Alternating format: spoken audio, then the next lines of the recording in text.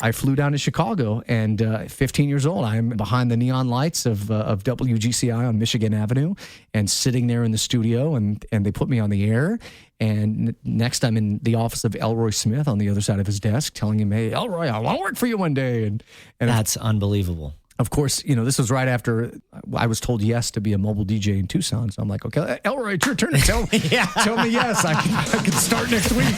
It'd be remember the leap of the week? Yeah. Benztown president Dave Chachi Dennis loves radio and all of his radio friends. Hey, Chachi. Hey, everybody.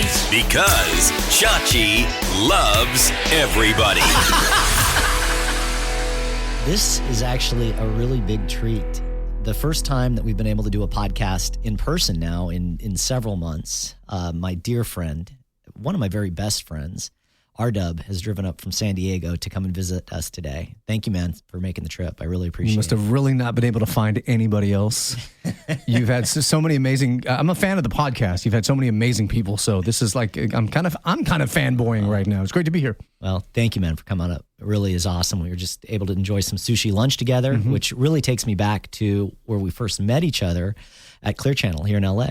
But before we go there, I'm going to give everyone a quick background. If you don't know who R Dub is, and I have a hard time believing you don't, but if you don't, here's a little bit of background on R Dub. R Dub is the PD of Magic 92.5 and Z90 in San Diego. He's the creator, producer, and host of Sunday Night Slow Jams, which is now heard on almost 200 radio stations. Congratulations on We're that. Almost there to 200. I'm excited. That's a huge accomplishment. Thank you. I mean, I would not be there without your team. Let me assure you this. Very few shows get to that kind of number of affiliates. And by the way, in 14 different countries, the show is heard.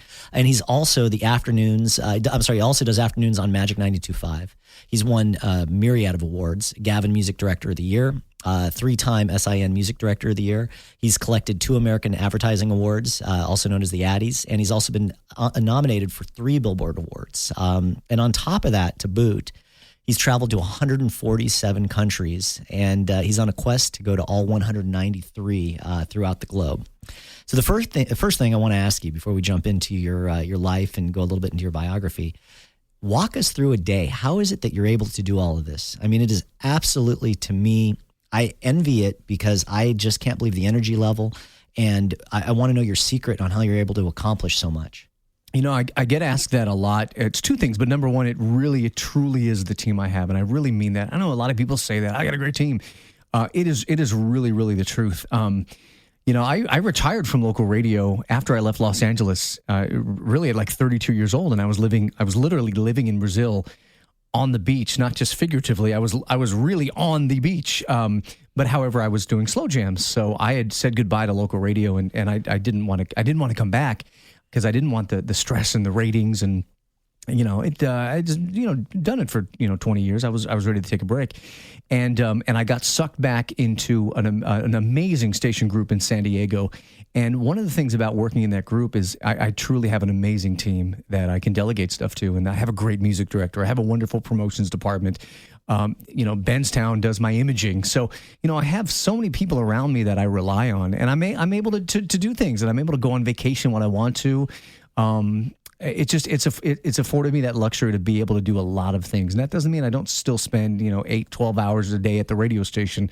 But it's doing the things I love. I mean, you literally have, I think, the equivalent of 4 full-time jobs. I mean, you're the program director of 2 stations, you're doing afternoons, and you've got an incredibly successful syndicated radio program. The other part of it is I truly, again, cliche, but I love all of those things. I wouldn't want to give any of those things up. And our general manager at the radio station at the time said, look, can you handle being PD of 2 stations and on the air? I think that's too much. And I said, look, get me a music director, because I don't love scheduling. And if I have just a team that could help me, we're good. So I believe for the most part, every minute of every day, I'm truly doing things I love. And I'll give you an example. When I'm at the radio station, and I don't mind saying this, I've never loved doing music logs. So I have a music director. It would be different if I was doing music logs. I would probably be stressed and not enjoy my life. I've never loved doing music logs. So number one, I have a music director at the radio station. We have an in-house research guy who doubles as our operations manager, who is amazing at numbers and amazing at Nielsen.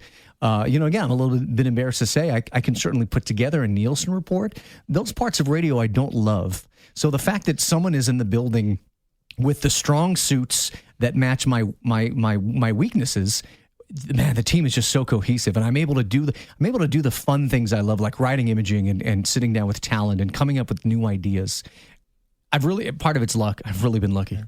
That point, the fact that you've got people and you surround yourself with people that are really good at things that you may not be good at, it actually speaks volumes about you, because that is a very important skill set to have in leadership, because so many people unfortunately think they can do it all great. And the fact of the matter is we can't do it all great. And the quicker you realize that, it's amazing how things change, though. The quicker you realize, you know what, I'm really not good at this. So I'm lucky. Yeah.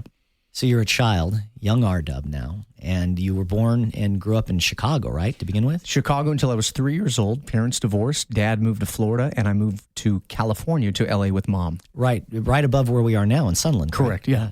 And then from there, you go back to Florida to go live with your dad at that point? Yeah, I'd go every summer to live with Dad in Florida, and then at 13, Mom remarried.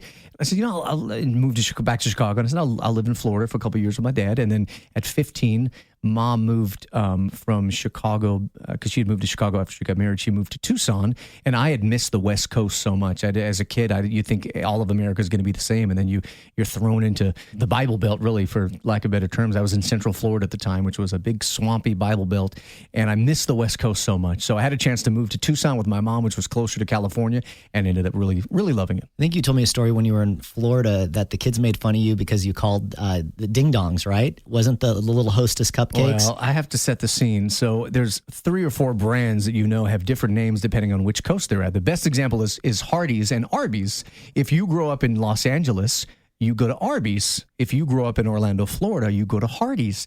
It's the same thing. But if you're a child and all you know is Arby's, then all of a sudden, what's this Hardee's? It's the same thing with Best Foods mayonnaise. Did you know that it's Hellmann's on the East Coast? No, I didn't know that. No. Same logo, same jingle. Bring out the Hellmann's and bring out the best. So, and this is pre-internet, so you don't know this. So then you go to Florida and you're like, Hellmann's. You're at the store looking at a Hellmann's jar. Well, everybody knows what ding dongs are on the West Coast. They are a delicious chocolatey treat with cream in the middle, wrapped in foil from Hostess. Of course, had those all the time as a kid. Apparently, on the East Coast, at least in the 80s. There was no such thing as ding dongs. They were called ring dings. So if you wanted a chocolate treat, you'd ask for a ring ding. Ding dong in the 80s was simply another word for wiener. So I was 6 or 7 years old, and I was at the Boys Club summer camp. And of course, this was a time where, people's tolerances and values were much different. And it was lunchtime, and it's very common to trade snacks. Hey, I'll trade you my orange for your apple. I'll trade you my High C for your Capri Sun. Well, a friend of mine had a ding dong, and can I get a bite of your ding dong? And all of a sudden, silence in the gym, and 400 young men just zipped their lip, and everyone looked at me, and I said, "What? You guys don't like ding dongs too?" Can I have a bite of your ding dong? Can I taste it? I'm a ding dong fan. I love big chocolatey ding dongs in my mouth. And I later found out that that's a ring ding, sir. So that's an interesting way to start the podcast. So you're mortified. You've been embarrassed in Florida. You end up now in Tucson. Your mom is remarried, and that's where she is, correct? Because you missed the West Coast. Mom sent me a postcard of Tucson. I'm like, oh my God, that looks like California. Because I didn't realize how. I don't want to offend anyone who lives in Florida, so we won't even talk about that. But I didn't realize how different parts of the country were. And now that I'm in my 40s, I just realized I enjoy living in the West Coast more. I love visiting, and actually I have so many good friends in Florida. But yeah, I wanted to get back to LA, so I moved to Tucson when I was 15 years old, and my every single dream came true, including radio at a very young age. When does music become a big part of your life? As I mentioned, my parents divorced, and as any young man, I wanted to be like my dad, and I had and I still do, but I still have so much respect, and I love my dad so very much. But you're very impressionable as a young boy, so I listened to every single thing my dad would say, whether it was politics or cars. If my dad said it, I agreed with it. He hated, as a dad should, he hated rap music. He called it some very unsavory names. He hated rap music, and he made fun of current pop music. So of course, well, I'm not going to listen to that stuff. And as all my friends in elementary school were listening to pop music or rhythmic music, I was listening to my oldies tapes because I wanted to be like my dad, and I truly did love the music. I was the weird kid in 5th grade. Hey, what are you listening to on your Walkman? Louis Armstrong, and I really was. I love this, and Jimmy Buffett, and I still love that music. But I purposely stayed away because my dad said it's bad, so it's got to be bad. Well, it came to a point at about 11 and 12 and 13 years old where you just can't escape it. 6th, 7th grade, you can't escape pop culture. And I started listening to Kiss FM. This is in Los Angeles before I moved to Florida. And at the time, I didn't realize it, but looking back, I realized I gravitated towards all the rhythmic stuff that Kiss FM would play. So I didn't necessarily love that they loved the Guns N' Roses and Extreme and Roxette, but I really liked Milli Vanilli and MC Hammer. And I remember them playing Salt and Pepper. I loved that. And that was my very first taste of urban music, even on a pop station. And it was the very first night I moved to Florida. So this is my very first night there. And I'd really started to really love music kind of secretly. And I joined Columbia House and got 30 CDs for a penny. And again, I didn't even know urban music was a thing. And I had Paula Abdul and Milli Vanilli. And that's definitely not urban music per se, but it leaned rhythmic. I'm in Florida, and it's probably 1 a.m, and it was my first night there in the new house living there, and I had my little alarm clock radio, and it was so special to me. That was as special to me as a car would later be for me. And I had my little GE alarm clock radio called the Night Jammer that I had bought from Kmart, and it was my treasure. And I turned it on, and it was on 102.7, which was Kiss FM in Los Angeles. Sure. Well, obviously, there's not a Kiss FM in Orlando.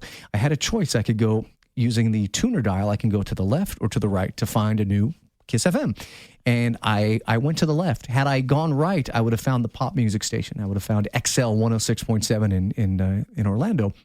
I decided to go left, and I stopped on the next station on the frequency, which was 101.9, which was a station called 102 Jams. And I didn't know it at the time. And they were playing a song from a group called Troop. And the song was called All I Do Is Think of You. And it was a slow jam. And as I listened to it, it literally, every single lyric, every single word was exactly the way I felt about this girl in 6th grade that I had this huge crush on.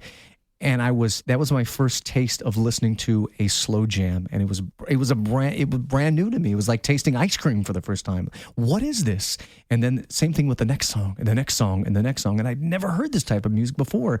And then after the 5th song, you hear rain sound effects for like 30 seconds. Like, why are they playing rain? And then some DJ with his deep voice of God come on, and he's talking softly, and it's not like any other DJ I've ever heard before. I grew up listening to Kiss FM and Lozano and Power 106, and he's talking softly, and he's reading dedications, and everything's just smooth and soft, and he stops talking, and the rain plays for another 60 seconds before they go into the commercial stop set. And I said, huh. And at 13 years old, I discovered the Quiet Storm, and that moment changed my life forever. If I had turned the dial to the right, I'd be listening to Roxette on XL 106.7. You would have my playlist. Oh yeah. So it was amazing how things worked out. But that one thing changed my life forever. What a fantastic story. And so now you're back in Tucson, and what stations do you gravitate towards there? I moved to Tucson, and it should be known that now at this time, even before I moved to Tucson, I got into urban music, and I was the weird white kid. Now, instead of listening to Louis Armstrong, I was listening to Levert and the OJs and Keith Washington, and even my black friends were like, "Dude, you're weird, man. We're listening to, we're listening to NWA and Guns N' Roses, and who are you?" And so, yeah. But I moved to Tucson, and I was really super disappointed because there was no. Rightly so. There was no, I thought at the time, there's no rhythmic or urban station in Tucson. I scanned the entire FM dial. There was nothing. I'm like, oh crap, because there's just not a lot of black people in Tucson. And at the time, I didn't understand why every country, city wouldn't have an urban station. But then, lo and behold, a couple of weeks later, I found a rhythmic station, a hip hop station on the AM dial. Think about that. In 1992, an AM station playing records from Snoop Dogg and Dr. Dre. 1490, Power right? 1490 in Tucson, one of the last AM current music stations of its time. And so. At what point do you now decide to pick up the phone or make the attempt to actually work at a radio station? I learned another valuable lesson at 15. I had this dream to be in radio now. I knew that I loved music. I loved to talk. And I'd figured out that there's a job for people that do that and they get paid, which I thought was incredible. And I started going to the library and checking out, there were books on broadcasting, and all of a sudden, I'm going to get good grades and I'm going to stop doing dumb stuff with my friends, and I want to be a DJ. And I figured I'd go to college for it and maybe try it after college. And it was 15. I just moved to Tucson. I was pulling weeds for a landscaping company, and I always was never afraid to work. I had my own lawn mowing business when I was a kid. I remember you put that up on Facebook. My flyer? Yeah, a little flyer. You've always been very ever since I've known you, incredibly entrepreneurial, and your work ethic's just unbelievable. Well, hence what we were talking about. R Dub lawn services can make your lawn freaking beautiful for a great price. But I'm out pulling weeds. I'm 15 years old, and my mom, who's always supported me, knew about my dream to be in radio. And I got home and she was really excited. So I'm 15. I'm pulling weeds for $5 an hour in Tucson. Actually, weeds, cactuses, and rocks, and there's scorpions involved. It was awful.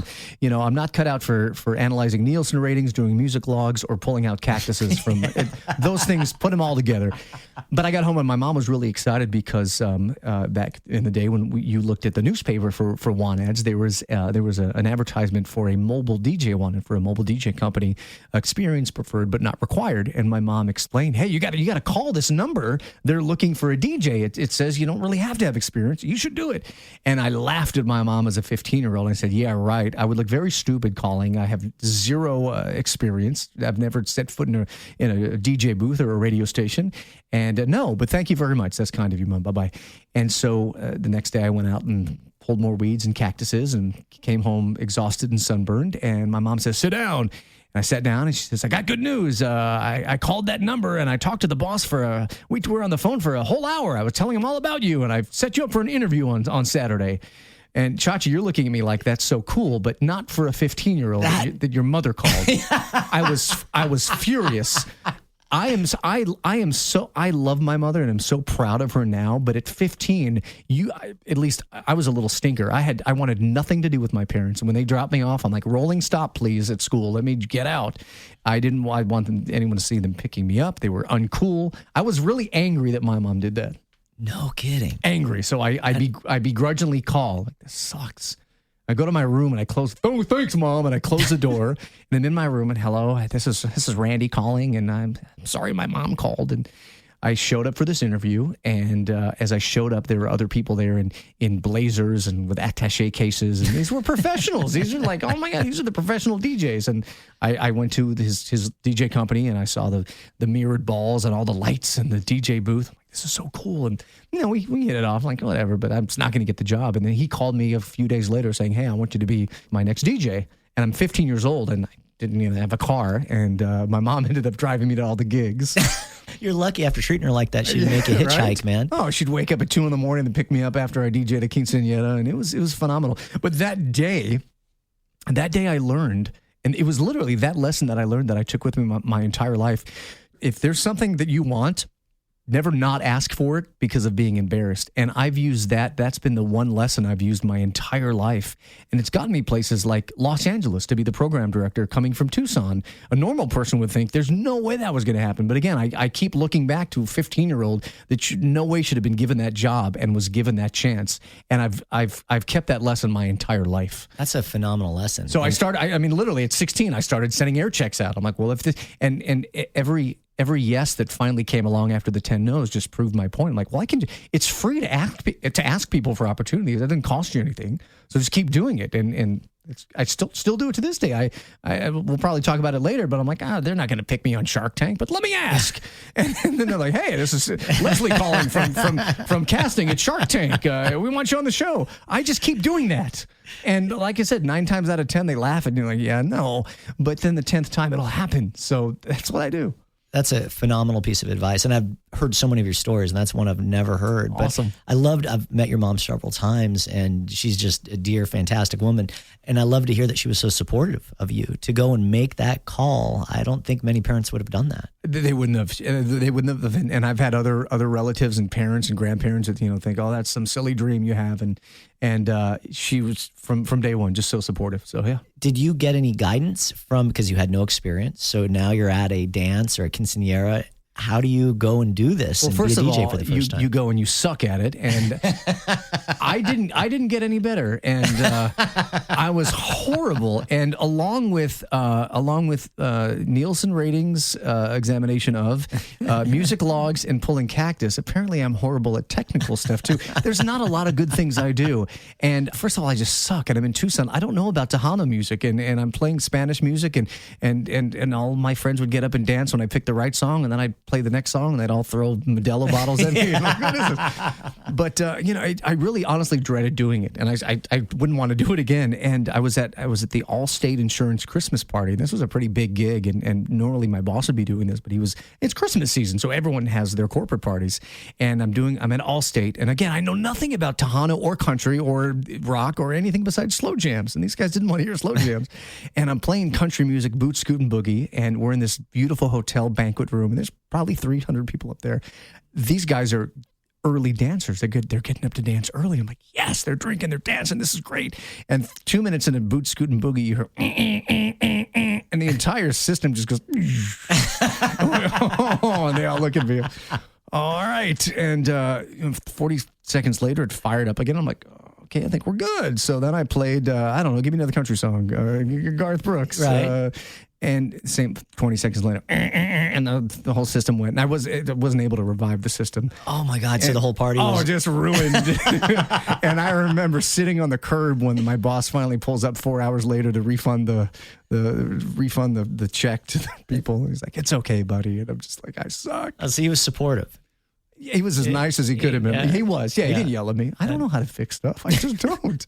I called the guy to install my washer and dryer the other day, and he laughed at me. I'm like, "It's gas. I don't want to blow up the house." So I'm not good at so many things. I'm good at slow jams, and so I decided, let's just do that. You're good at enough things that you've made a great living doing them. So you call on radio stations now based on that advice that your mom, really a great lesson that your mom taught you. And who's the first to finally take a chance on you? So someone came along and told me there was a community radio station in town, and I took a class every Tuesday night in an old Victorian-style house on 4th Avenue in downtown Tucson. And still is a wonderful station, KXCI, and I ended up being able to do overnights at that radio station. Now I'm 16, and I'm doing overnights at the community radio station at 16 years old from 2 to 6 a.m., and then falling asleep in class the next day. And I had very empathetic teachers that understood and didn't yell at me too much for sleeping. And then I took that air check and I sent it to Power 1490 because that's the station I wanted to work for. And I talked to Bruce St. James, and he let me on the air. And Bruce and MC Boogedy called me, and they said, I still have the original memo that my stepfather wrote down. Call MC Boogedy with a question mark. Like, what does that even mean? And I called Boogedy, and he said, yeah, you're going to be on this Saturday night at midnight. I'm like, okay, cool. So I'm like, I'm running the board. He goes, no, you're on. You're talking, and the rest is history. So by the time I was a junior, I was the night guy in Tucson and doing slow jams there. And that's unbelievable. So lucky. 1490, so dear in your heart, you actually made a documentary. Many, many, many years later. Yeah, I did a documentary on which Power was 1490. A phenomenal story, and just some of the talent, yourself, Bruce included, but who are some of the other talent that went through there? So Carson, was it Carson Taylor? No, it was Stryker. Stryker from K-Rock was there. Boogie D, Bruce St. James. Chris Paddock, did he go? Chris Paddock was there. Well, he was the villain in the story, and I'll leave it at that. Chris Paddock helped with the demise of Power 1490. But when I tell people, hey, I worked at an AM radio station, we played music, I think people tend to think, oh yeah, the 80s were really cool or the 70s were really cool. But this was 1995. This was the station breaking Snoop. I mean, just think about that. And if I could sum it up in one sentence, it's kids coming home from school, turning on an AM radio to find the new record from Snoop Dogg or Dr. Dre or NW, Eazy-E. We played all the gangster stuff, and we played EDM at the time before EDM was even a term. It was an incredible station, and we actually offered competition to the 100,000 watt juggernaut that was KRQ, and even we just wanted to beat them in teens, and we ended up doing that. Just an incredible station, an incredible opportunity for me as a high school kid. Great documentary, by the way. Is it still available if people want to buy? Absolutely available. Yeah. Power1490.com. And I love the cover. You guys, what was the Western town outside of Tucson? It was a movie studio, and I think they did a lot of Western movies there. But so you're thinking of Tombstone, but Old Tucson Studios is just outside Tucson, and that's where it was filmed. They did their jock cards at Old Tucson Studios, and so they did a whole station shot where all of them were on a stagecoach with the hats. Such a great shot. That was back in the day with hitmakers. Hitmakers would feature radio stations, and you could tell the more creative radio stations had the cooler pictures. Anyone could take a picture in front of their building, but it was stations like Tucson and Bruce St. James at the helm that did something different. Great. So yeah, that was back in the day with when Young Guns was such a big movie. Yes, and the Westerns. Absolutely. So there's a local paper, they pick up on you that you're this young aspiring DJ, and they write a whole story about you. I was still 15, and this is before 1490. And again, man, a little bit of luck has dropped in my lap. Maybe even a lot. One would argue. This was back in the day when newspapers still you could get famous off a newspaper story. Again, in the days of print, and the local newspaper. They contacted me. Yeah, I don't even I'm remembering it. Well, how did they even do that? They contacted me, and they decided that they wanted to do a story on a 15-year-old DJ. And the guy was really cool. He came to KXCI at the time and took a bunch of pictures of me in the production room with reels behind me, and just interviewed me. And I didn't know what I was saying. I didn't know how to do an interview, and I just kind of told him how I felt. And I said I really love urban music, and my dream is to one day work at WGCI in Chicago, which was a station that I recently discovered when I would go back to Chicago to visit parents and grandparents and stuff. And I love this station in Chicago, and I really like Tucson, and I like listening to Power 1490 as a listener, but I really like Black urban music. And Chicago, duh. There's 4 or 5 urban stations in Chicago at the time, but I love WGCI. I had since discovered the Quiet Storm there at WGCI. So I mentioned that in the article. And someone who actually had worked at Power 1490 at the time, and again, I wasn't working there yet. I didn't even know this guy. This guy was nice enough. He was a jock in Tucson at Power 1490. He was nice enough to see that article. I mean, Chachi, I was on the front page, friggin' front page of the Accents. This is crazy. Front page with these big baggy pants and braces, and I look I've seen the pictures. They're great, by the way. I look like Zach from Saved by the Bell, but many people say no, you look like Screech from Saved by the Bell. Anyway, this guy, nice guy named Slick from Power 1490, sends the article to Chicago. I should have done that if I was thinking, but I didn't know anything. I was a kid at the time. He sends the article. He apparently sends the article to WGCI in Chicago. So it's about 7 a.m. in Tucson at my house, at my parents' house, and the phone rings. And I pick up the phone. Hello, I'm groggy. And on the other side of the line is Doug Banks from Mornings at 107.5 WGCI. And good morning, Randy. It's Doug Banks. You're live on the air on WGCI. Are you kidding me? I'm freaking out. This has got to be a dream.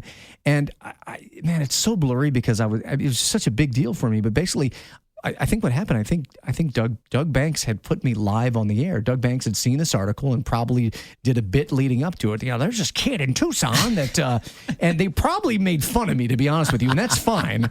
I'm guessing there's just a white kid in Tucson that wants to be on WG. He's in Arizona. This was the time that Arizona had not yet even recognized MLK holiday. Right. So I'm sure he's like, and he's in Arizona. Let's talk to this tobacco chewing hillbilly. And so Doug Banks calls me, and I remember him telling me, do a WGCI break. And so I do the break, and I do remember clearly his out was before he hit the jingle. His out was, this kid's scaring me. Get him off the phone. But one thing Doug Banks said is, hey, whenever you're in Chicago, come down and stop by. And I'm like, I will. And, I had just recently learned that lesson of, hey, if there's no risk, go for it, do it. So now I'm high off that lesson that my mom had recently taught me about, hey, right, there's nothing to lose. So I marched right to the bank, and I was not a spoiled kid. My mom would not have paid to send me to Chicago. So I took out my savings of $600 and bought a ticket to Chicago and said, Doug Banks, I'm coming to see you.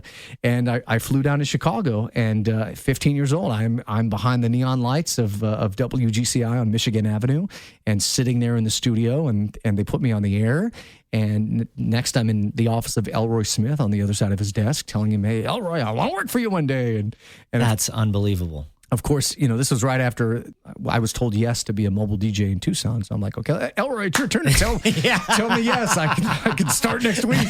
It'd be remember the leap of the week? Yeah. I'm going to have to work on school, but hey, I'm here. So I'm ready to go. But sitting across the desk from Elroy Smith at the time. Well, by the way, I had no idea what a big deal he was at the time. I just know, hey, that's the boss. So I'm going to talk to him. And that's incredible. It was great. That's unreal. Yeah, Do you have fun. any pictures or air checks from that experience? I have a few photos of a Screech-looking kid in WGCI, and I do have photos. They're some of my most prized photos were there, and I had just such an amazing time as a kid. And like, it was so big at the time. For me, it was such just an amazing opportunity. Like, it was all a blur. It was before camera phones. I wish I would have taken more photos. I wish I would have took a camcorder with me, but just incredible. Yeah. Yeah. Well, I mean, that was hallowed ground to be there and to be in, I think, one of the greatest, if not the greatest radio market in the country. And station, and especially at the time. Yeah, absolutely. That's amazing. So now you come back to Tucson, you've just got to be fired up. I got my GCI shirt on. I'm in school, and people are like, what's that? I'm like, you don't even know. You're not cool enough to know about WGCI. So is that the catalyst for that you've got to start a slow jam show? When do you make the decision that you are going to make a slow jam show? I always wanted to do a slow jam show, and Bruce St. James had hired me at Power 1490, and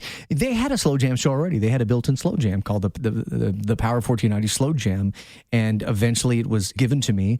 I just loved it. It was a obviously more Hispanic version of what's traditionally an urban show, and I remember I would try to slip in some of the more urban cuts, but anyway, it was a rhythm version of the show, and yeah, I had fun doing it. I had a blast doing it, and I said, hey, I would love to do a longer version on Sundays. You think maybe we can do like a 4-hour extended version? And I asked Bruce, and I still have the original memo he put in my box saying, yes, go for it. Here are the formatic rules, and make it huge. That's how Sunday Night Slow Jams was born. That's phenomenal. So he gave you the canvas, yeah, and now you were able to paint it as long as you colored within the lines of the format of the station, obviously. 1490. Exactly. Yeah. And Bruce would always listen to the radio station too. Always.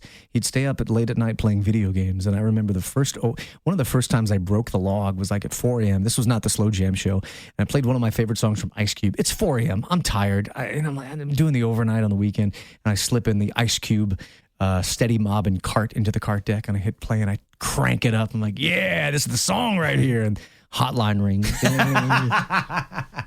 That dreaded hotline. Hi, it's Bruce. Was that song on the log? I said, of course it was. Why are you playing it? Okay, then I'm going to head down to the station because something must be broken because that's not supposed to be on the log. Oh, that song. No, I put that in. Don't do that. Follow the log. So anyway. But so he gave me the canvas. But yeah, so back to the slow jams. Yeah, and I was doing slow jams in Tucson, and I took ownership of it. Other people had done the weeknight slow jams, but and were good at it. But once I worked at the radio station, I quickly learned that they did not have a passion for it. They played slow jams because it was part of their shift. It was the 10 to 2 shift. They'd play.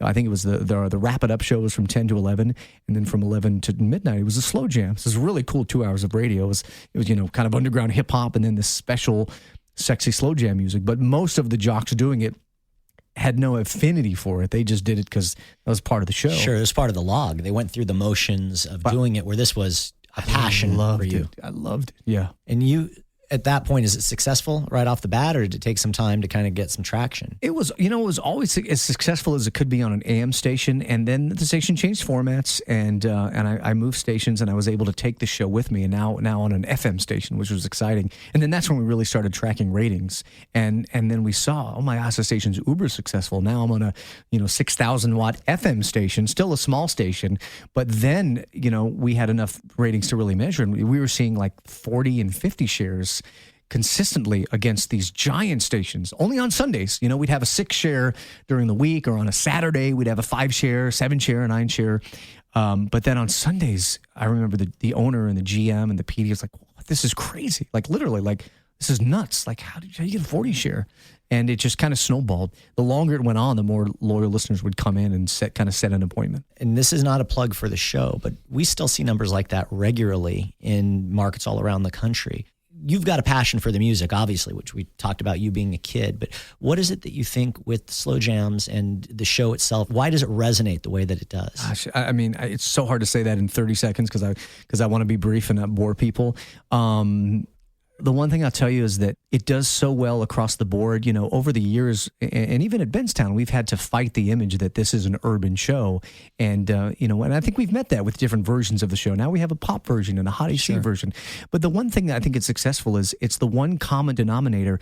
If you target females, every female has been in love. Every female knows what it's like to have a first kiss, to miss their boyfriend, their first love. if you can encapsulate that into a radio show, and I'm not hyping the show, but that's what it is. I mean, that's really what it is.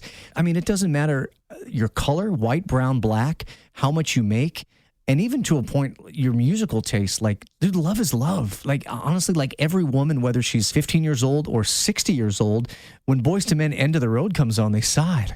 Like, these are special songs and special memories for people. So that's very well put. And to your point, when you first got exposed to it back in Florida, you were crushing on a girl. As you know, I'm a program director myself, so I speak as a programmer too. Man, we overthink everything. That's kind of our job, numbers and does it fit the station? And well, it's down tempo, but at the end of the day, it's like, do you target females? Like this makes girls' hearts melt. And it's also one of the things where just the brand of it. I mean, once they know about the show, they return to, and there's so few sadly in radio, there's such few things. Even on my own radio stations, I'll say we have so many few things that are certified appointment setters and things that people really care about. Sure. And slow jams, I think, is one of them. So yeah, and there's almost like, and I know it's completely different formats, but country listeners are incredibly passionate about the music. Absolutely. And slow jams listeners, it's a lifestyle. It's talking to them, I think, in a way quite differently than other music does. And not to diminish other music, but there is something about that format that really just resonates. Even more so today, though, where people need an escape. I mean, we've seen an increase of people say, God, I just want to get away and think of happy times and like, wow, this is it. And if radio can help that, God bless it. Anyway. So how does syndicating slow jams become a thing? So I've gone to 2 or 3 or 4 different stations locally in Tucson. The numbers have followed. We've had huge numbers. And I've had people at the time say, you should syndicate the show. Look at the syndication. And the reason why even though I learned this valuable lesson from my mom, to always try and ask for things, raise your hand for things, the truth that still holds today is I don't think I know I did. I don't, at the time, I don't have the voice for a slow jam show, and I never really did. I have an okay voice, but the stars of all these giant quiet storms across the country, and by the way, I did not come up with the slow jams format. That was decades before me. But all of the big markets that had slow jam shows already, mostly urban, had these guys with these huge Sean Andre type voices that were just, I mean, the bass in their voice would rattle your speakers. And I have a very average voice. I know how to talk softly to people and whisper in the phone, but I don't have it. So I blew it off. I said, there's no way I can be syndicated. But how it happened is these stars were aligned. At the very same time, I was building a production/broadcast studio in my house just for fun because I bought a new house and I had an extra room. Just for fun. By the way, you still have this house, but the studio now has moved to San Diego. This studio, when I went to go visit it over a decade ago, I had never seen a home studio like that before. I mean, let me tell a quick story, and then we'll go back to this. You had taken me on a road trip, and I talk about it in your book, which we'll get to in a minute. And we went to go visit Mark Medina in Phoenix. And I remember him telling me, he goes, everything that R Dub does, he does it 110%. And that could not be more true. Everything you do not cut a corner. You go all out. And that studio was the first time that I'm like, my God, you go all out. I mean, it is just a breathtaking, amazing studio. Thank you so much. I mean, I literally built it off of eBay, and I wasn't in a rush. There was no slow jam show at the time, syndicated, and I would just buy piece after piece on eBay and just store it in the garage until it was time to build the studio. But thank you. So I'm building the studio. It's just about done. And at the exact time, I have 2 program directors in other markets ask me for the show. And they basically say, literally almost in the same wording, kind of crunched up their face and said, R Dub, is there a way to send us a generic version of your slow jam show you do in Tucson at Hot 98.3? Or it was hot at the time. Can you send us a version that we can run, like maybe without your call letters? Is that possible? And I'm like, wait a minute. If I do that 1, 2, 3, I'm horrible at math, 3 stations, I would be syndicated. And I said, yes. I said, let's make it happen. And one of the markets was a very small market, a neighboring market in Arizona. And then the other market was in Tulsa, Oklahoma. And so I said, yes. And it was so I started doing the show from the house. I got an 800 number. I was burning the show direct to CD. I was doing the show live in Tucson, burning it to CD. A very rudimentary presentation, but the foundation remained the same. And I remember the first night that my phone rang, my home phone rang, and I answered the phone. It was a lady listening from Tulsa, Oklahoma, and it just blew my mind. Oh my God, it's working, like I wasn't signed by Westwood One or Premiere or Benztown. I wasn't in Hollywood with a studio with satellites. I was in my house sending people FedEx packages of my show on a CD and a paper cue sheet. and people are calling from Tulsa making dedications just like they were in Tucson. This is a miracle. I just thought it was incredible. Even to this day, I look back, I'm like, how did that happen? The big question for me was, will this work in Tulsa? Look, it's worked in Tucson, a very Hispanic market. Will this same formula work in Tulsa, Oklahoma? And honestly, Chachi, I wasn't sure, but let's give it a go. And first book comes back, and we went from, I don't know, 9th place to first. And we had, I think it was a 27 share. And I still have the voicemail from the PD calling me saying, oh my God, what's going on Sundays? This is incredible. Steve Mills, correct? Steve had left, and it was the new guy, Big Juice. But Steve Mills, he was the guy who called me to put me on in Tulsa. And I'm so I'll always be thankful for him. And I always worry, like, if that never happened, I really, truly don't think the road would have continued. That really, I mean, luck. For sure, but also a lot of hard work. Yeah. I mean, to go and put in the effort that you put in. And now it gets to a point where you're on like 15, 20 stations and you're giving the show away for free. You're sending it out and you're footing the FedEx bill. So you're spending like $200 a week overnighting the show. I'm just calling stations and telling them the story. I'm like, hey, and it's R Dub, and I work in Tucson. And it was the 6th radio station where I realized, okay, maybe this could be a career. And the 6th station was Paul Boris at KFAT in Anchorage, Alaska. And he had taken my call, and I pitched the show to him. And he's like, I'm not doing anything on Sunday. Sure, why not? Send it up. I sent the demo, and he took the show. And I said, okay. I said to myself, worked in Tulsa, working in Texas, working in Yakima. If it can work in Anchorage, Alaska, I think we may have a formula. I was very conservative with my expectations. I didn't want to get my hopes up.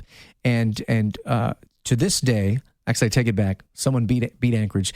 We had got a 65 share. Bleep this out if we're not allowed to talk about Nielsen numbers. But we had got a 65 share in Anchorage, Alaska, and I said, oh my God, all right, I think I should take this seriously. And that was the catalyst. Okay, this is real, so let's build it up. I was up to 27 stations on my own.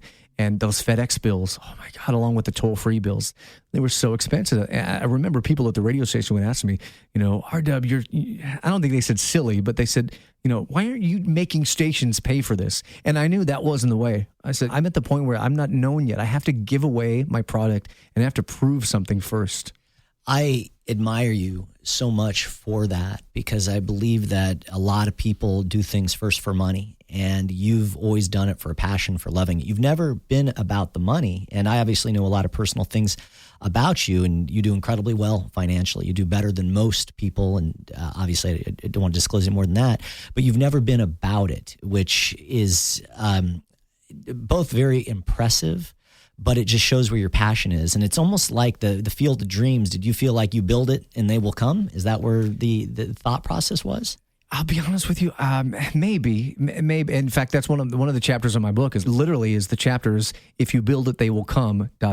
maybe, Yeah. I honestly wasn't sure of myself on the national level until Anchorage, because I didn't know. I knew it worked in Tucson, but, I was also taught, and I believed, look, audiences are different in different parts of the country, so maybe they won't like it in Birmingham, Alabama, or in Orlando, Florida.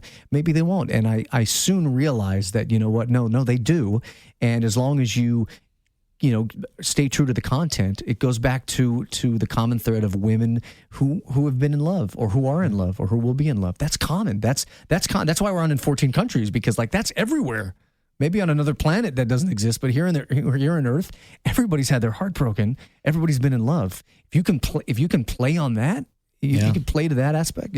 So we're going to take a little bit of a left turn, but at the same time, you're working at local radio and you start down a path of programming as well.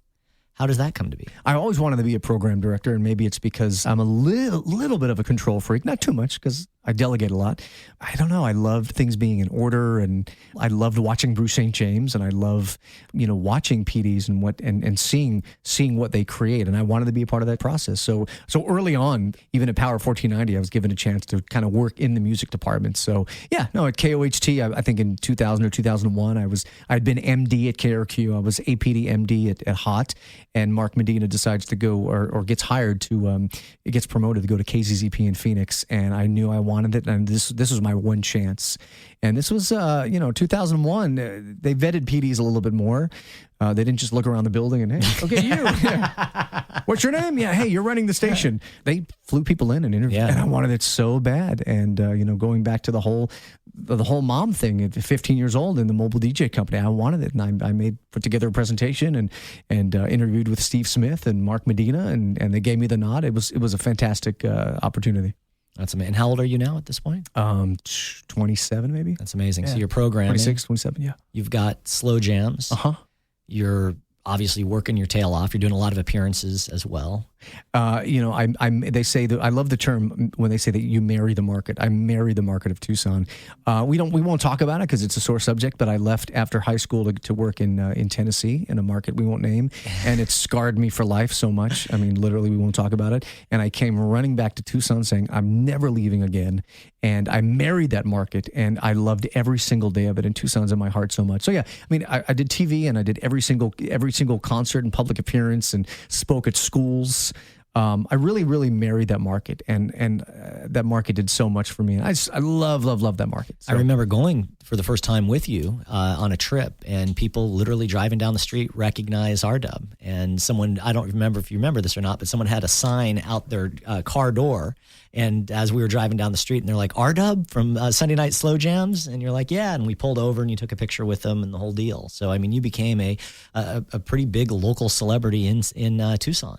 That scenario has happened a bunch of times, sometimes including boobies. It's been amazing. Yeah. So, no, again, the answer is yes, and I'm so thankful for it. I mean, Tucson has just been incredible because you know what, Tucson was a stopping ground for a lot of people going to bigger markets, and I think that's one thing that set me apart was number one, I found a couple of silly niches to do during my night show. And we're not even talking about slow jams. We're just talking about me, ripping off Big Boy and the Baker Boys and trying to be the hip hop guy in Tucson, which I did and had a lot of fun with it and a lot of success.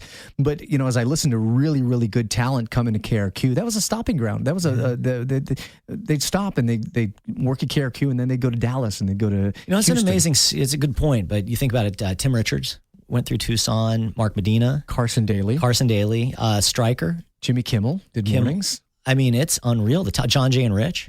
Yeah, I mean, it was a great because of its size, and at the time, KRQ paid really good money. It was a stopping ground for Hollywood Hamilton's brother. I forget his name. I'm so sorry, but Tony the Wild Child Hamilton stopped by. Adam Smasher, amazing talent went through Tucson, but not for long because they were so good. They were in Houston the next week. Right.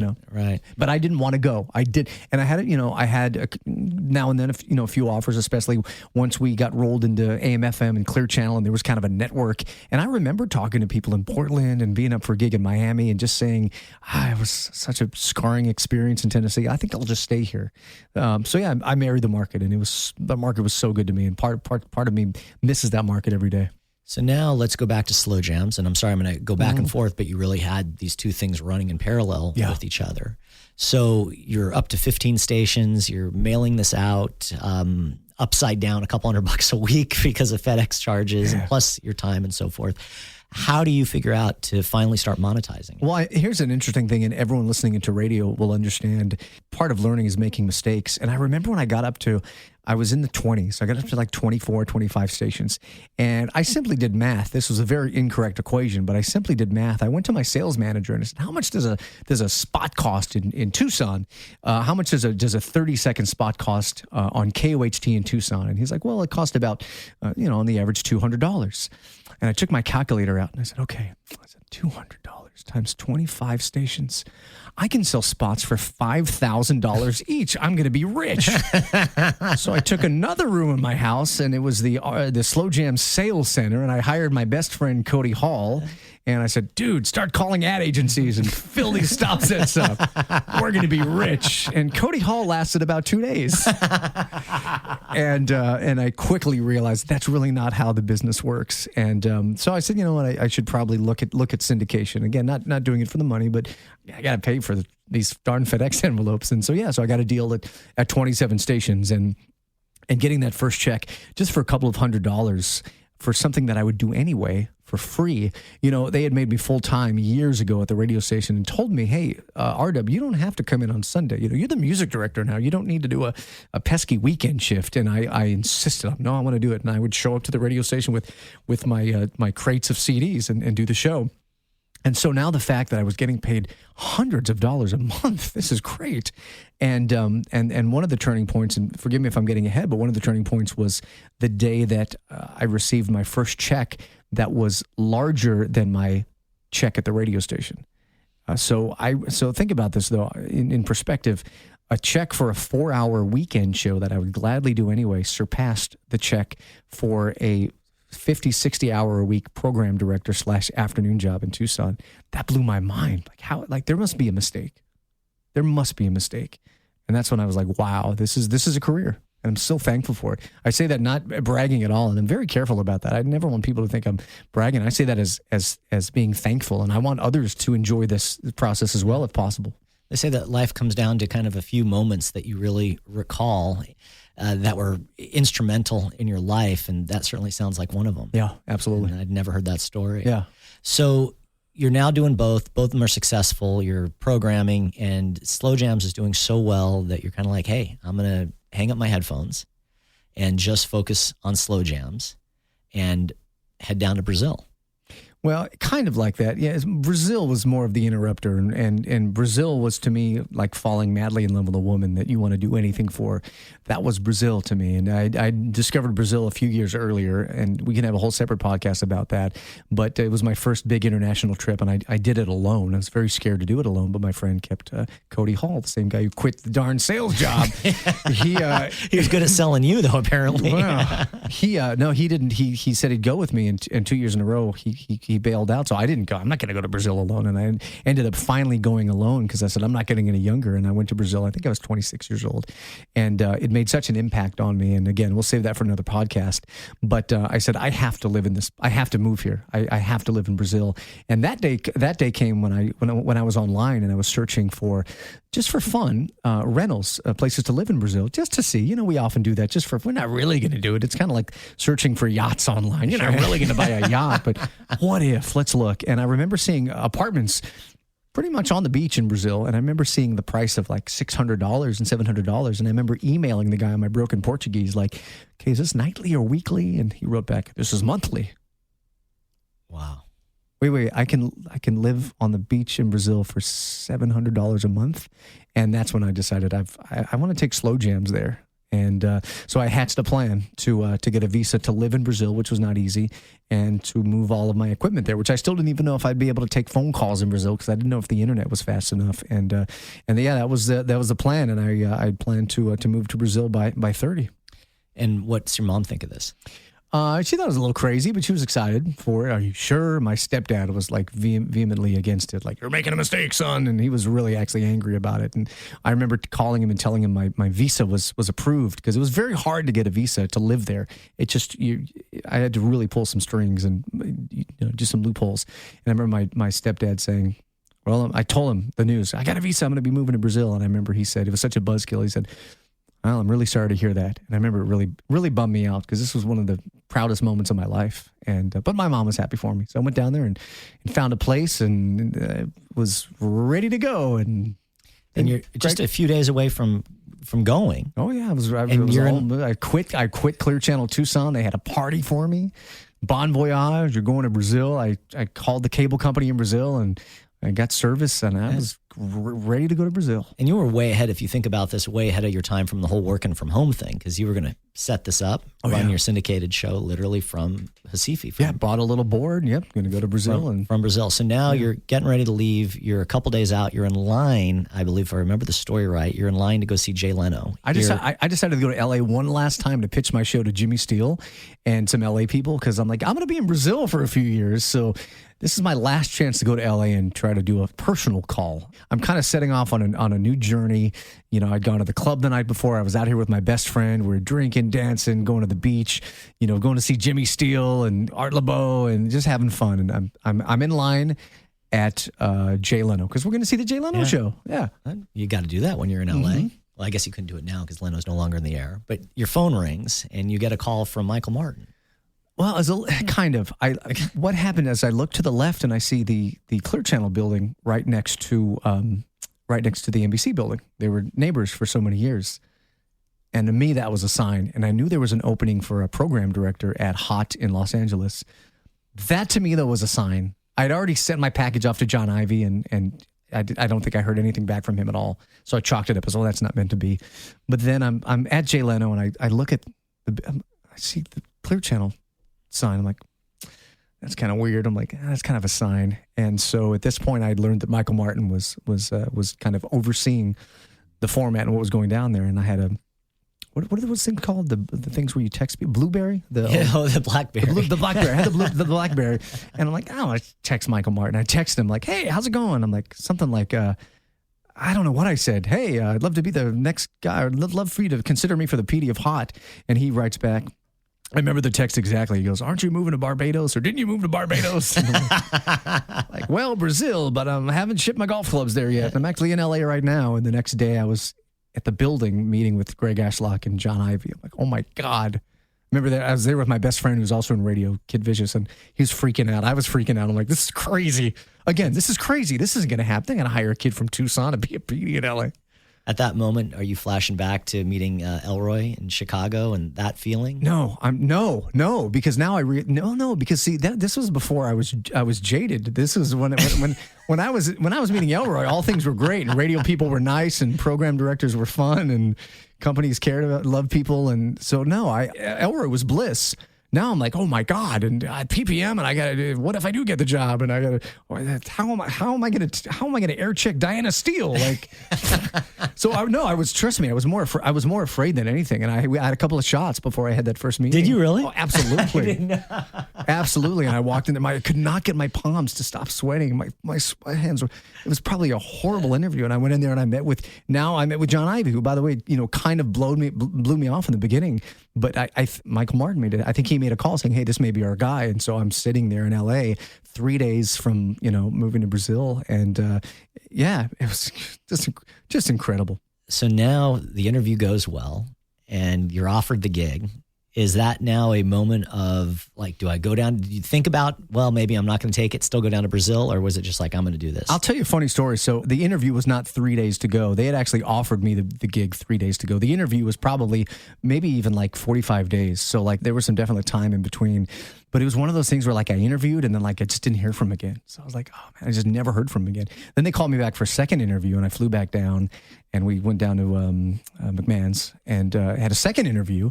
And then just didn't hear from him. And so now I'm really getting freaked out because just not knowing. Like, I just want to know either way. Like, sure. I'm ready to go to Brazil or be your PD. I didn't tell him that, but I just needed to know. And like the days are counting down. And the funny part is amongst us girls, I think, Chachi, you may have even been one of the girls at the time. It may have been you and my friend Kid Vicious. As we're getting closer and closer to my move to Brazil date, I started moving my salary requirements higher and higher and higher up. And I mean, literally, I remember Kid Vicious calling me, hey, R Dub, any news? I'm like, nope, I'm up to 500,000 now.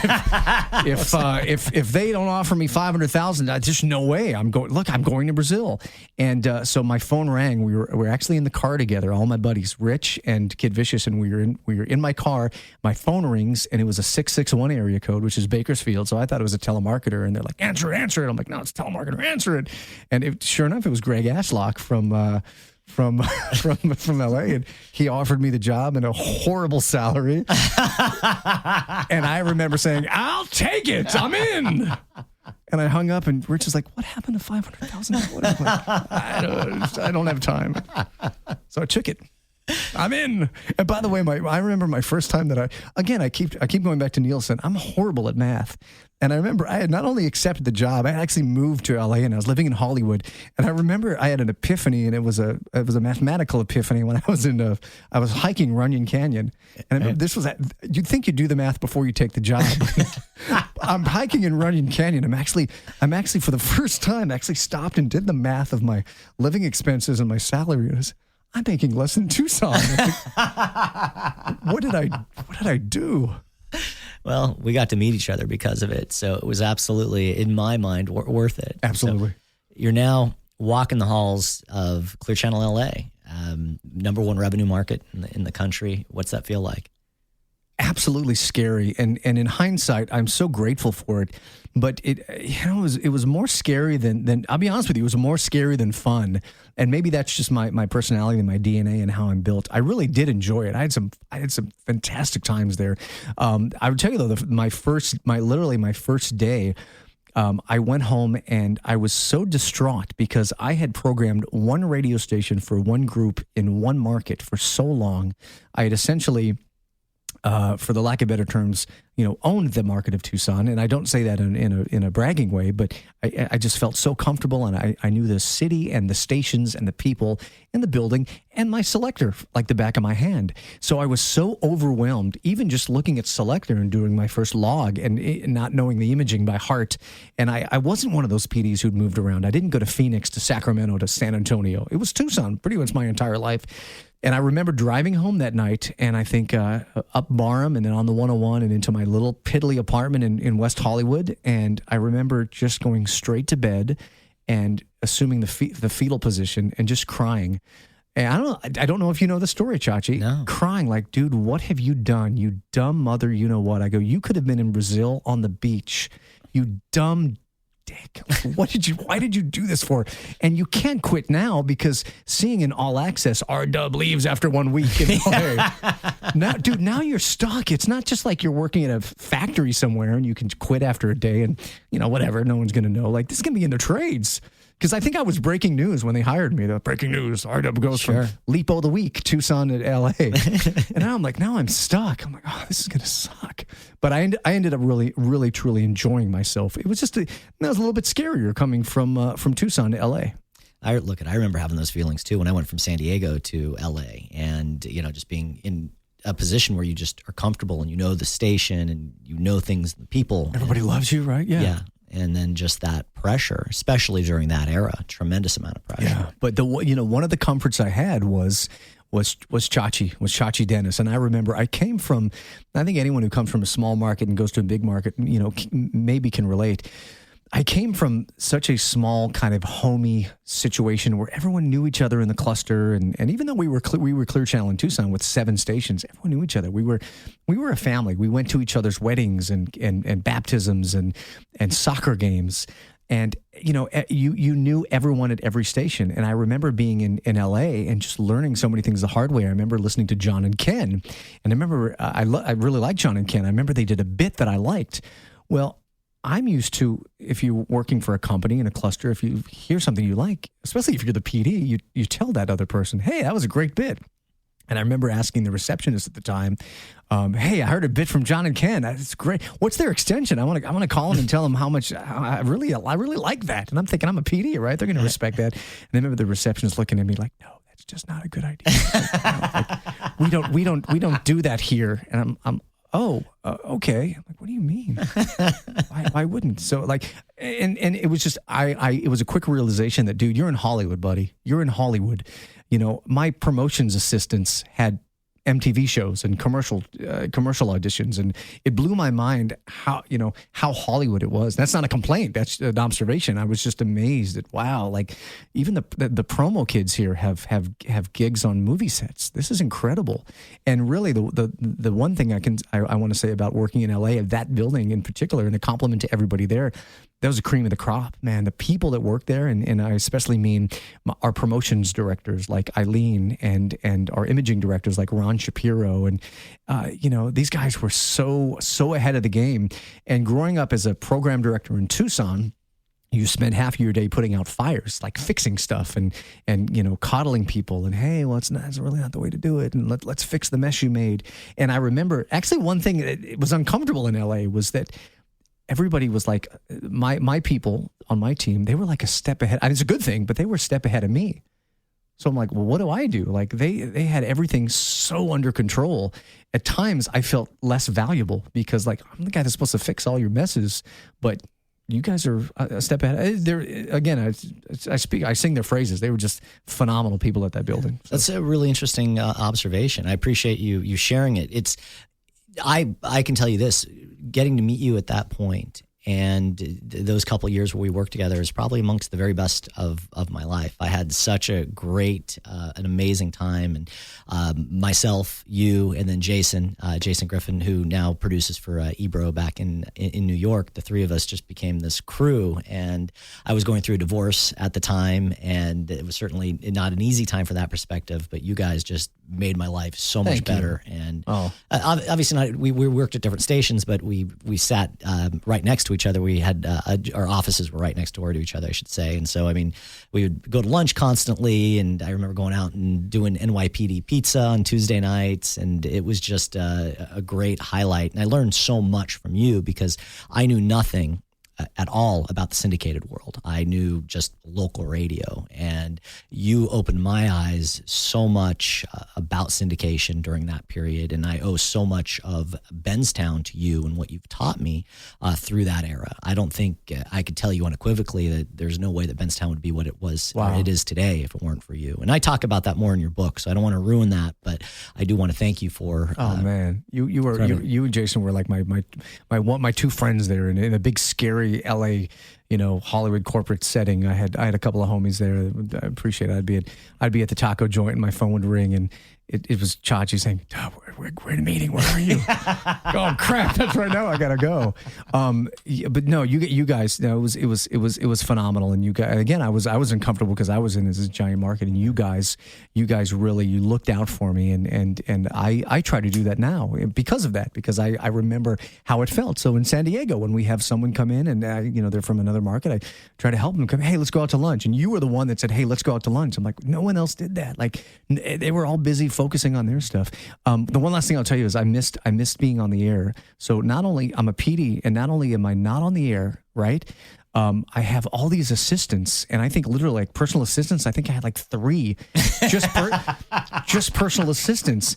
And oh man, I don't mind saying this. It's 10 years later. There were times where 3 o'clock would roll around, and I'd be like, what do I do? And I remember walking down the hall, shuffling papers with this concerned look on my face, like, oh, there's something important I'm going to walk to. I gotta do, like George Costanza, like there's an important meeting I got to go to. And like, I'm like, what do I do now? Like, there's nothing to do. And it was just, wow. Yeah.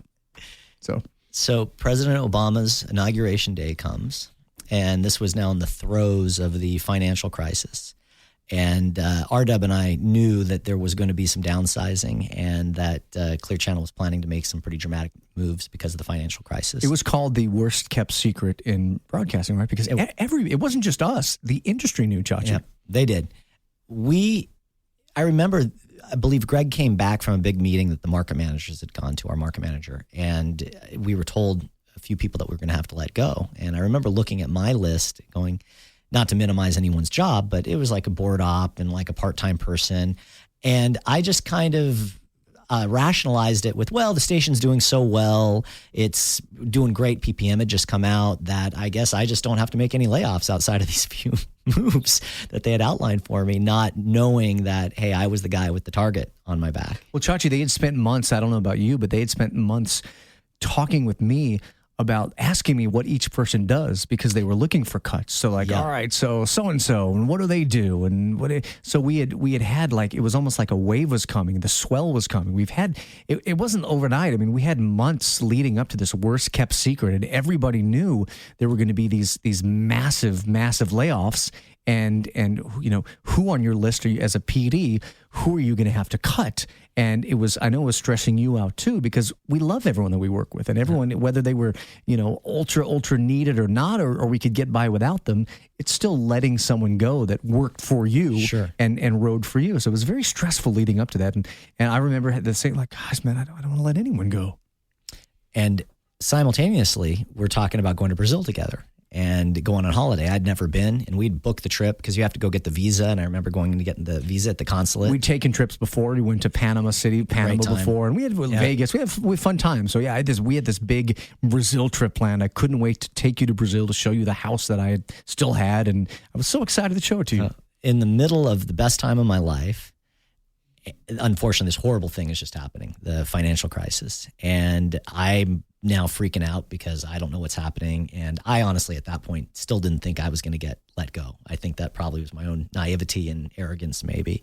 You, I think, had a better... Hold on, and I want to let you speak, but I have to stop you there because you're being too kind. K-Big, my FM at the time, we were all new to PPM. Your radio station was the highest rated PPM station in America, so I need to brag on you for a second. Of course you didn't think you were going to let go. Dude, your station was a monster, and it was the example for every other radio station in the entire country or world. People were looking at your station and Chachi Dave Dennis as, dude, that's the guy. So you downplay that, but dude, of course you weren't going to get let go, dude. You were in charge of the ratings-wise, the greatest station in America. You just trumped Z100 and Kiss FM. Like, you know what I'm saying? Like, Kiss FM was on the top forever, or even Coast, and all of a sudden, Chachi station was the gleaming pinnacle at the top. If anything, you were waiting for a promotion to run the entire cluster.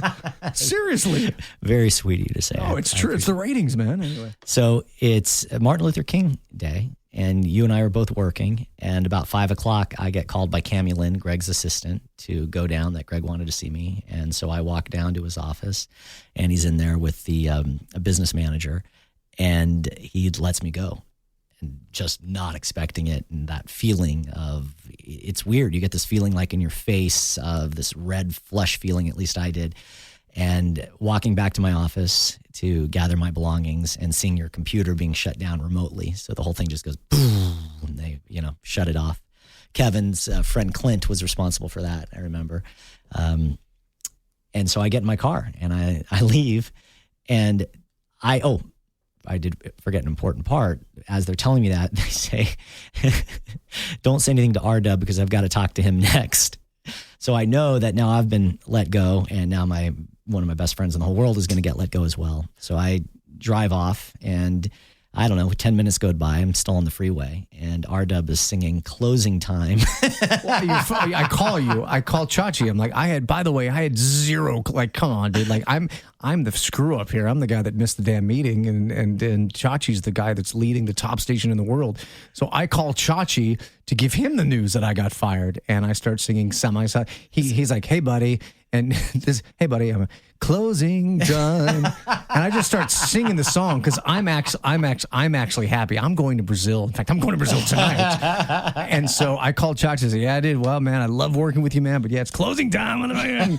And so I'm singing closing time. But I remember the exact word you said. And you and I were talking earlier in the office today about how, we have selective amnesia, and sometimes we truly, things are a blur, but other things we remember every smell, taste, sound, and word, and even inflection. Yeah. And I remember you saying, once I let you get a word in after I was done singing, 17 bars of semisonic, you said, yeah, man, I can't believe they did that to us, buddy. And I'm like, does? And you told me that you got, and then I was mad. I'm like, I couldn't believe it. I'm like, dude, what? I think the defining moment for me, and another thing I learned from you, was I was mortified and very hurt by the whole thing. Dub gets on a plane that evening, no joke, and goes to Brazil. And that, to me, just shows your confidence and your adaptability. I was actually listening to Jamie Dimon, the CEO of Chase, and he was interviewed about getting let go years back from Travelers Insurance. And he was a big wig there, like a COO, and he got let go not expecting it at all. And he looked back at it and he said, it was a hit to his net worth, but not to his net value as a person. And he knew that, yeah, sure, it's going to impact his paycheck, but not who he was. And that, I felt, was very similar to the way that you approached it, and the way that you were just able to bounce back and move down to Brazil. And you did that for about 6 months, much like you were planning to do 3.5 years earlier, before you took the job at Hot.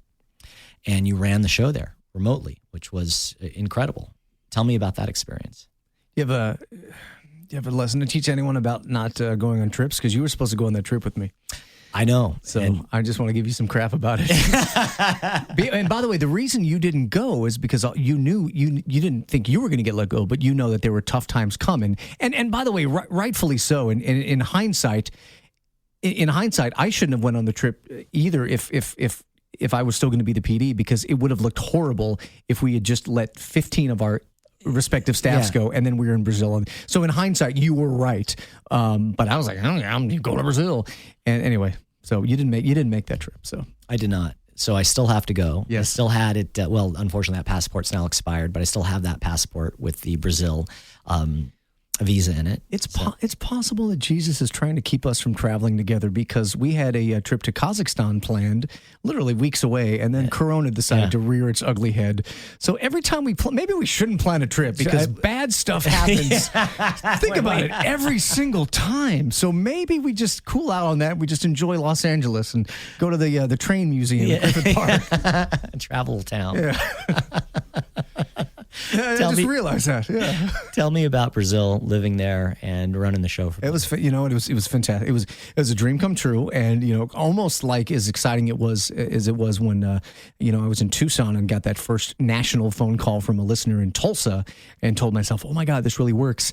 I was really nervous about the internet connection in Brazil. Brazil it still is, but especially at the time 10 years ago, very far behind America as far as speed of internet.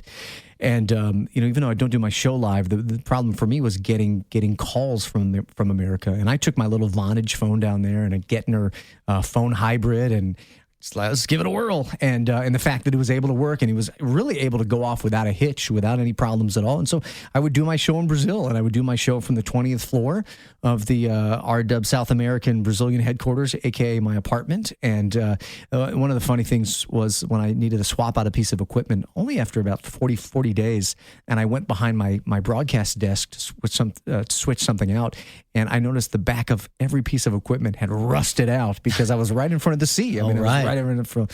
But no, man, look, Brazil was great. I absolutely miss the conveniences of America. I miss my family. I miss my friends. But I had a wonderful time living there. The one lesson I learned, and my mom told me this, and it's true, careful about moving to the places you vacation at. It's not the same living somewhere than vacationing places, because when you vacation in a place, say, for example, Brazil, when I would go to Brazil as a tourist, I had 2 weeks there maximum, and all my laundry was done, and my bills were paid, and I already worked out, and I was off from work. All my obligations were done, and I was literally there to just mess around and have a fun time for 2 weeks. When you're living there, well, you have to do laundry, you have to go to the gym, you have to go to the bank, you have to go to DMV, you have to do your slow jam show, you have to make calls. So it was definitely a kind of a wake up call. Like, it's really cool here, but I also have all these responsibilities. But I got in the best shape of my life. I lost so much weight naturally, wasn't even trying, just by all the places I walked and all the good food that I ate there. There's really no such thing as TV dinners in Brazil. It's just not a thing. You go to the store and you buy real food and you cook it. They had a wonderful time. Did some part-time stuff at the radio station there, and it was a blast. And my plan originally was to kind of spend some time in Tucson and just kind of go back and forth and kind of live both places simultaneously. And at this point, and I failed to mention, but we're now working together and helping you with slow jams. Yeah. And so you're doing an amazing job, as you've always done. Honestly, I don't think the listeners had any idea that you weren't in the U.S. It was just amazing, seamless from that perspective. And the show continues to grow. You've now had enough of Brazil, and you come back. You're getting settled back in Tucson. But by the way, though, with the attitude of, hey, I'm going to hang in Tucson for a few months and then go back to Brazil. I wanted to live both places. I just said, you know what? I really miss home a lot. I miss Mexican food a lot, and my mom and my family and my friend and my girlfriends, etc. So maybe I'll go back and forth. So, and now you get another call from San Diego. Tell me a little bit about that. I was in Tucson. I decided to finish college. I realized I was so close. I'm like, yeah, let's just go to school. So it's like Rodney Dangerfield back in class. And I finally got enough credits to transfer to U of A, the maximum credits. And I get a call from San Diego from my friend Frederico, who is the program director of two of my favorite radio stations ever, which was two stations in San Diego. I thought Fred had the dream job because I never ever wanted to program more than one station, because I truly believe that every station is really worthy of its own program director, and I still kind of do. As you know, Chachi, programming one radio station correctly, that's a big job. That's a full-time job. So when I looked at program directors that were doing 2-3 stations, I'm like, I don't know. But those were two stations that I loved so dearly, both the Z90 and Magic 92.5. Frederico was the PD, and I thought he had a great gig. He had called me. They were doing some budget movements, and for whatever reason, they invited me to do afternoons on Magic 92.5 San Diego. There was a caveat. They didn't have enough money to pay me to move there locally, and they knew I had a studio in Tucson. And they said, basically, R Dub, will you do afternoons for us in San Diego? We can't pay you very much, but you can do it from the house. And I said, going back to the slow jams thing when I was sending out FedEx envelopes, I said, absolutely. Yeah, the pay was not good, but I was in Tucson in my underwear doing afternoons in San Diego, which is one of the country's greatest markets. Absolutely. So I jumped into it with all the fever and passion and really had a good time. And I did it live. They sent an engineer out and set up a Comrex, and it was really fun. And I really, really, really enjoyed it. I flew out there for a couple of gigs, met everyone in the building, got a different vibe about that building. I'd worked for a corporation, a corporate entity for so many years, for 12 years, and I was used to the way things worked at Clear Channel. And I got such a different family vibe. I can't even explain it, but just a good vibe. And I remember coming home back to Tucson just with such a great taste in my mouth. What a cool building that was. And I said something's really different about that place in San Diego. And you decide, how does the program director? Well, Fred decides to leave. I think he went to Hawaii, and I said, "Damn it!" And I called Greg Wolfson and said, "Can I raise my hand to be the next PD of Z and Magic?" And Greg said, who's such a great guy, Greg said, "Well, Dub, we've had beers before. I know you don't want to get back into local radio full time. What are you talking about?" I said, "Well, this group is different, and I think I'd like to give it a try." And I remember him saying, "Well, you can handle everything." I'm like, "Well, I need a music director because I hate logs and I hate cactuses. But if you can get me a music director, and I think I'm going to do it." And long story short, yeah, I got the gig, and I remember calling you Chachi because I was very hesitant. I still was. Do you remember the doubt that I had? Yeah, sure. Because here I was living on the beach in Brazil, doing slow jams, taking naps, working out, having fun, making great money. Why would you want to go back to PPM and the stresses of sales proposals and air checks and all the hard parts about radio, all the stress? Why would you want to go back to that? And I remember, I as much as I love those two brands, I was like, I don't know. And you convinced me to do that. Do you remember? Oh, yeah. I remember actively talking to you about that. And I'm like, hey, San Diego's just, what an amazing market. And yeah, Tracy was working with you there, and phenomenal. And one of my mentors was responsible for getting me into the business.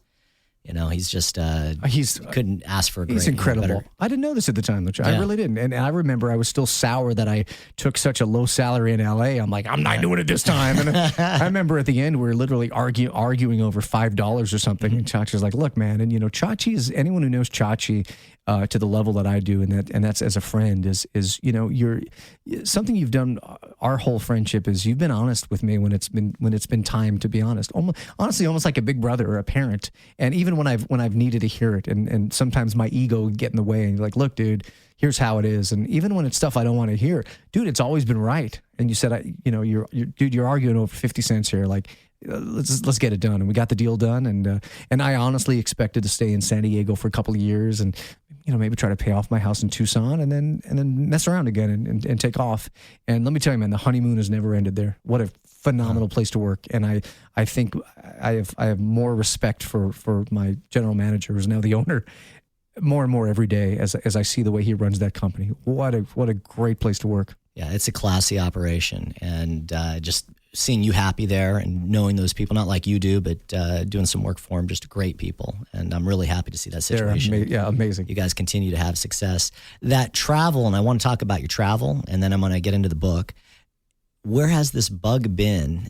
Did that come early on? But you set a goal a few years ago that you wanted to go to every country in the United States, every country in the world. In the world, yeah. I didn't know it, but I think it came early with a goal to always, or a desire to always go places and go places I don't belong and do things that I really have no business doing. When I was in elementary school in, third grade, I was the kid that would sneak into the teacher's lounge to buy Oreos.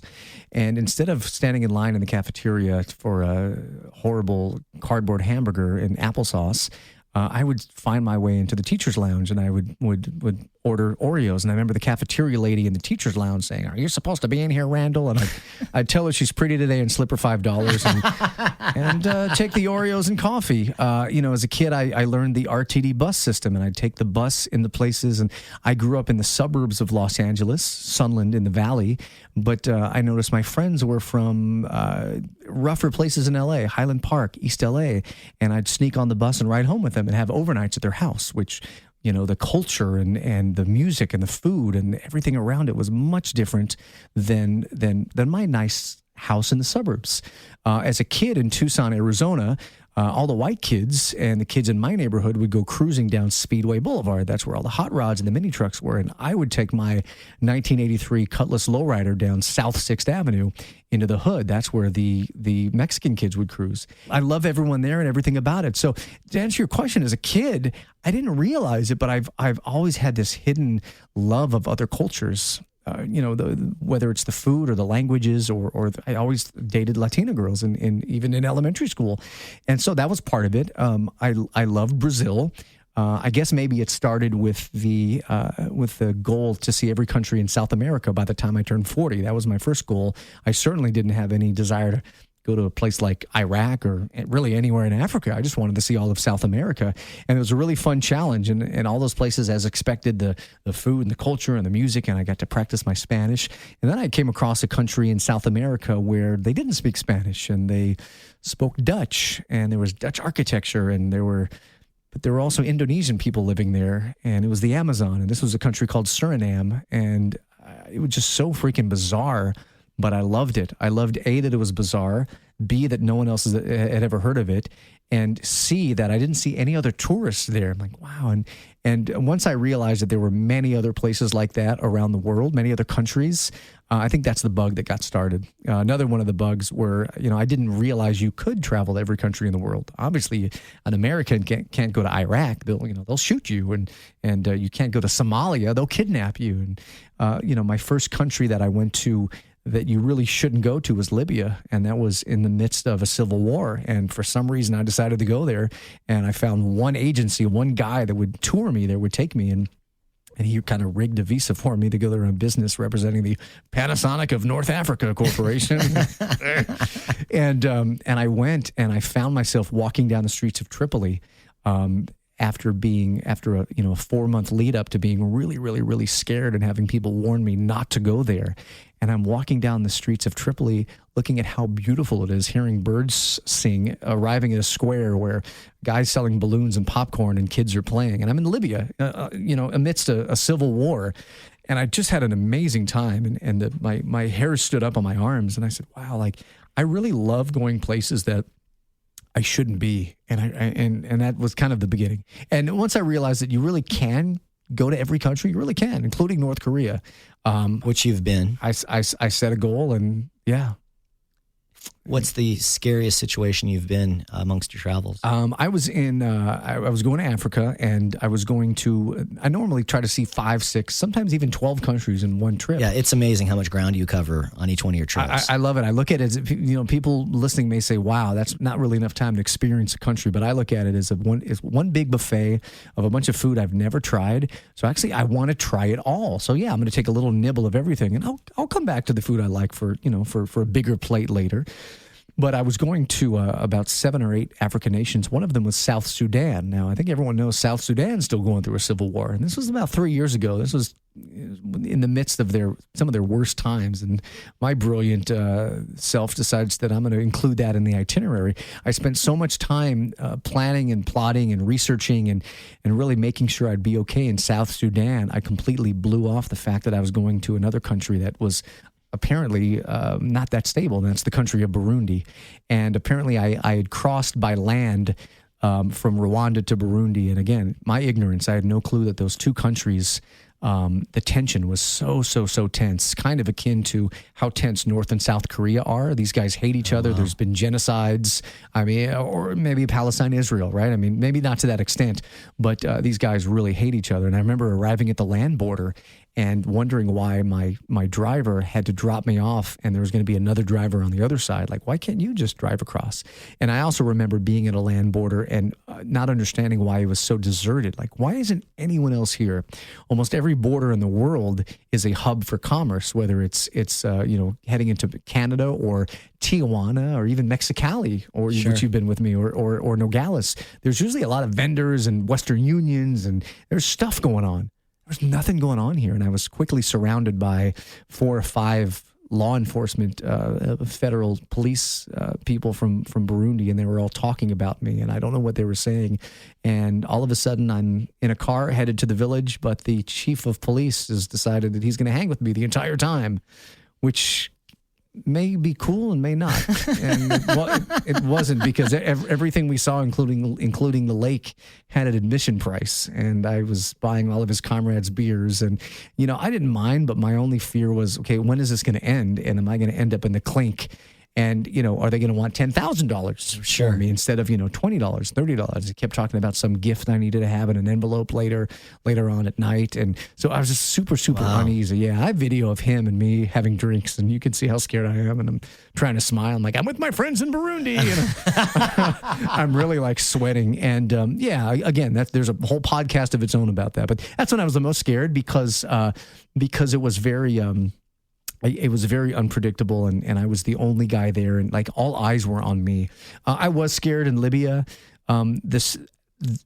Ironically, the scarier thing for me when you step back and look at it is I'm scared that I'm getting too comfortable going to the crazy places.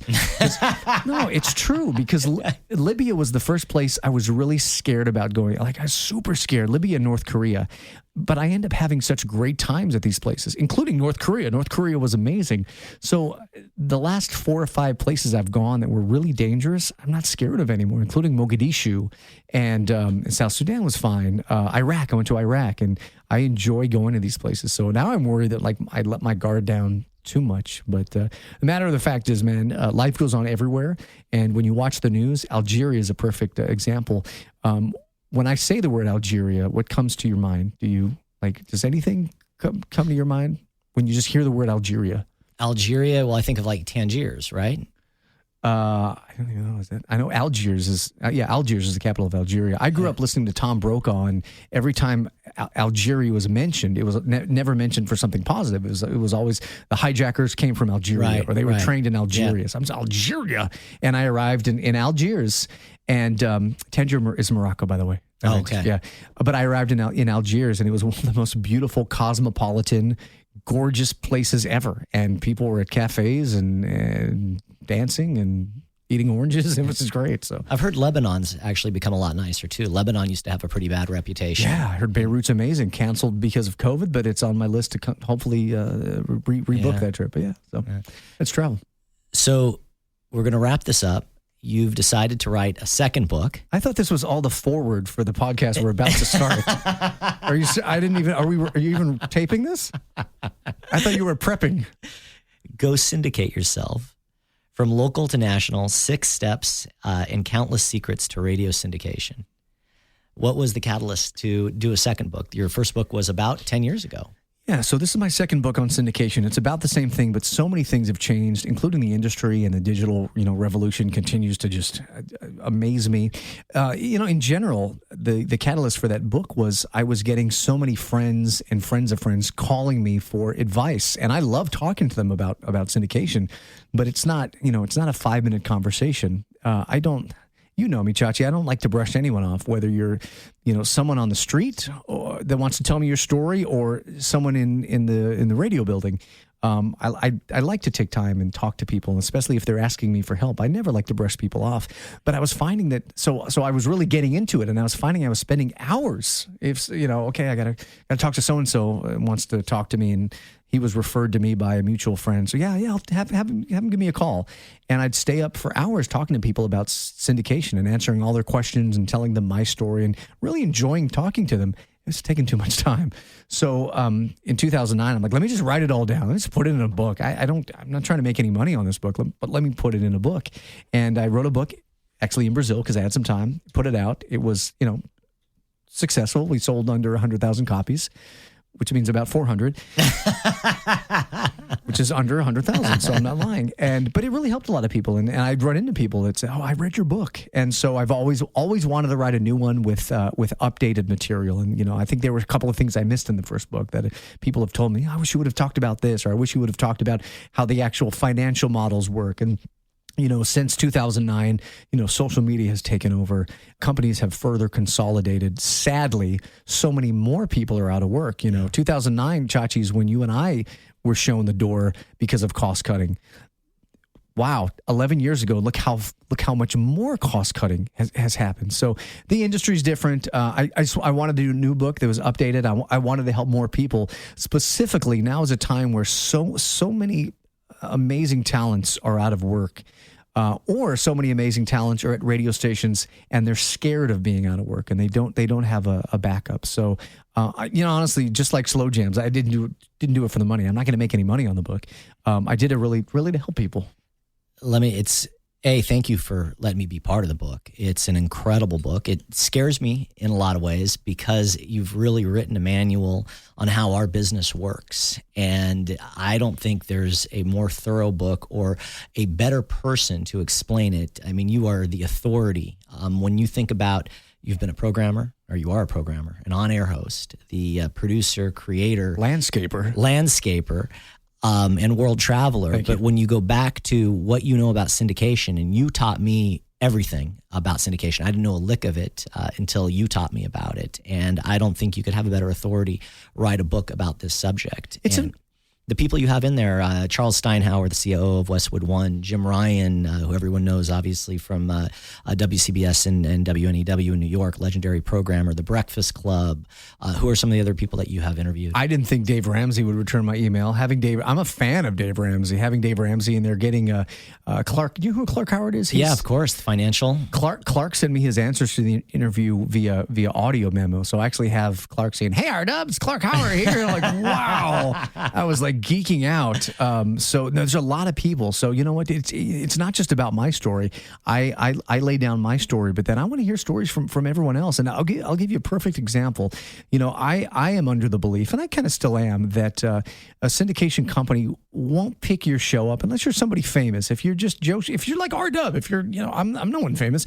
If you're R Dub, no syndication company is going to even look at my show until I have a certain amount of AQH, right? So almost every other syndication CEO agrees with me. But you know what? There was one in the book. I don't want to spoil it, but there was one in the book who says, "No, I don't really look at that. I look at X, Y, and Z." So, you not only hear my story, you hear from other syndicated hosts, from Delilah to Dr. Laura to Dave Ramsey to John, Jane Rich and the Burt Show. You hear their stories, you hear their advice, you hear their mistakes and why you shouldn't make those mistakes. But then you also hear from syndication CEOs, and they say, "Hey, here's what we're looking for."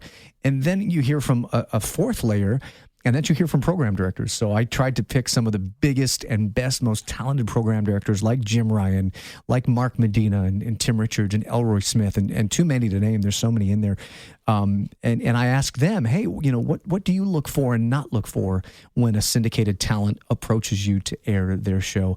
It's very daunting when you know nothing about a business and you want to learn about a business and you just don't know where to start.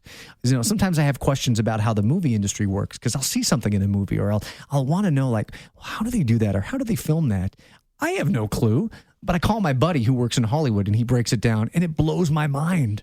I hope this book can do that for other people. I think it absolutely will, and I think it's an amazing thing that you're doing for the industry. In all seriousness, it's you've been such a wealth of knowledge for myself, and I owe so much of my career and the success of Benztown to you. And thank you for writing it. Thank you for including me in it as well. Your story and your forward is brilliant. I want to just thank Benztown and your whole crew and man, what you've done from, I don't want to spoil it, but part of the forward talks about when we both got laid off at the same time and how our paths went in different directions, but how you started Benztown, and the story is incredible. So I can't wait for people to read the story of Benztown, and you did it on your own, you and a couple of guys, and look where you guys are now. So anyway. Thank you, man. I'm going to leave you with this. You could only take one slow jam with you to a deserted island, just like desert island discs. Actually, I'm going to give you like desert island discs. What would be, I think they choose 6. So 6 slow jams, that's all you can take with you. What would be the 6? Oh, I get 6. Okay, I thought you 6. said 1. Okay. You may not know these songs, Chachi, because you're a rocker, and it's okay. I'm more of a product of the 80s. But You should actually tell me which songs you even recognize. But in no particular order, Guy, Let's Chill. Chachi's like, no. Guy, Let's Chill. Keith Washington, Kissing You. Tony. Have you heard of them? Yes, I know Tony. None of them are actually named Tony, believe it or not. I didn't know that. No. Oh. It Never Rains in Southern California, the Tony version. You put me on the spot. I know all of these. Anything from Albie Shore, because Albie Shore is such an huge amazing singer. Mint Condition, Breaking My Heart, Pretty Brown Eyes, and finally Joe Public, I Miss You. So there you go. Those are my 6. That's your 6. Yeah. Dub, thank you, man. Thank you for coming up. It's been an absolute pleasure, and really appreciate you taking the time. Are we starting it now? Yeah, right now. Thanks for having me. This was awesome.